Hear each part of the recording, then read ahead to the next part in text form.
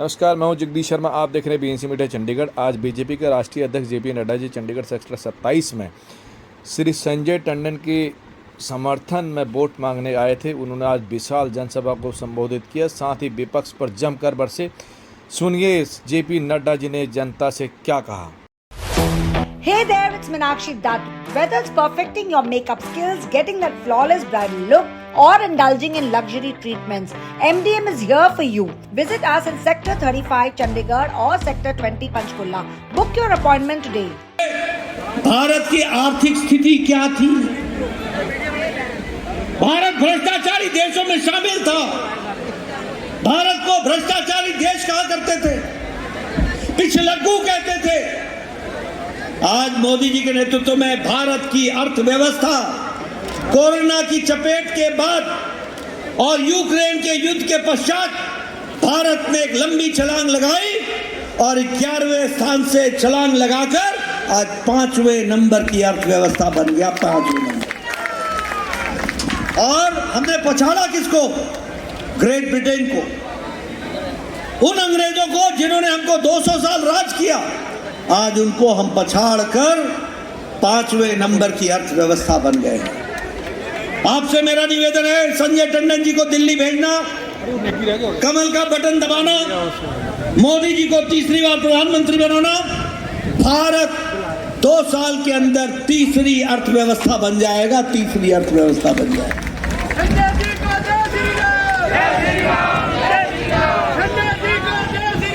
आज आपको खुशी होगी जानकर भारत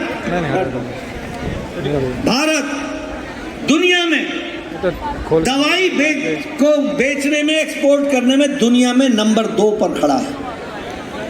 मैं स्वास्थ्य मंत्री रहा हूं। इस देश में एक दवाई को आने में 20 25 साल लग गए।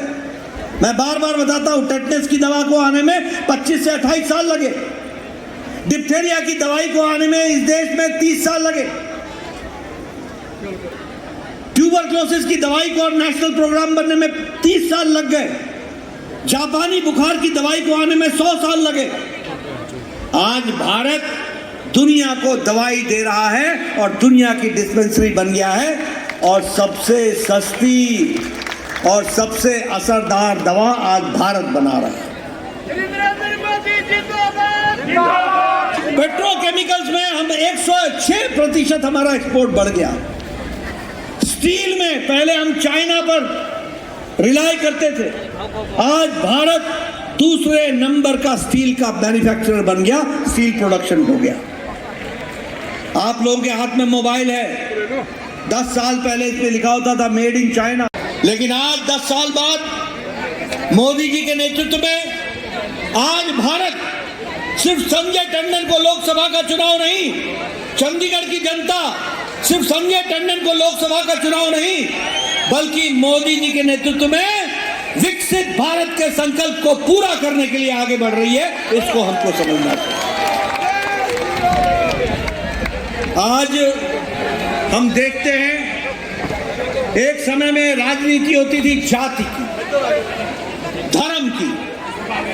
एक समय में राजनीति होती थी इलाका की, ये पहाड़ से है कि मैदान से है, ये नदी के उस पार से है या इस पार से है। जाति का जाति से झगड़ा, धर्म का धर्म से झगड़ा, और इसमें तड़का लगाते थे तुष्टीकरण की राजनीति के माध्यम से। तुष्टीकरण की राजनीति धर्म के आधार पर करते थे। लेकिन प्रधानमंत्री मोदी जी ने आज ये तुष्टीकरण की राजनीति, ये जातिवाद की राजनीति, ये धर्म की राजनीति, इसको धत्ता दिखाते हुए, इसको चैलेंज करते हुए आज चैनल को सब्सक्राइब करना ना भूलें। ज़्यादा खबरों के लिए देखते रहिए बीएनसी मीडिया चंडीगढ़।